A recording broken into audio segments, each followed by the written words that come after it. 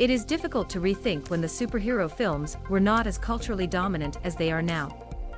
But the Marvel cinematographic universe has only become the best Hollywood franchise because of the directors who came before Iron Man and proved that superhero films could be well done.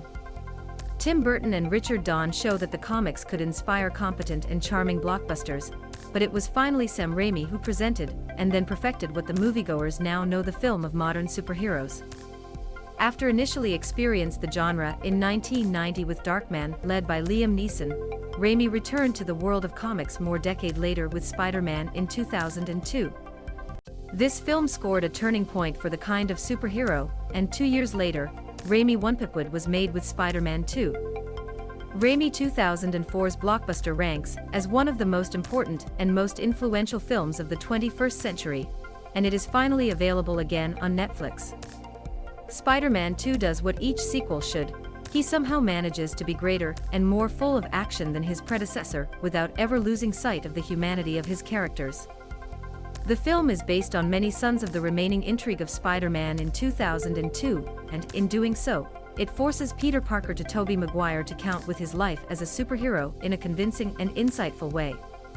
Peter not only has trouble repairing his friendship with Harry Osborn after the disappearance of Harry's father, Norman, but he must also attack the revelation that his lifelong crush, Mary Jane Watson, is engaged.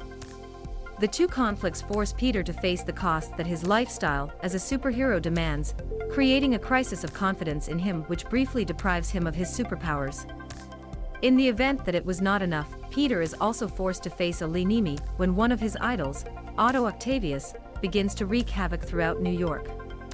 Like his difficulties with Mary Jane and Harry, Peter's conflict with Octavius is ultimately linked to questions on sacrifice and responsibility that are at the heart of Spider-Man 2. The culmination of Peter's emotional journey is so sweet, that remains as effective today as today was 18 years ago. Spider-Man 2 does what each sweet should, going bigger without losing sight of what made the first film work.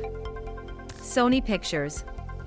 For her part, Molina is not wisely trying to match the same magnetic and maniac energy that Willem Dafoe brought that Norman Osborn in 2002 Spider-Man.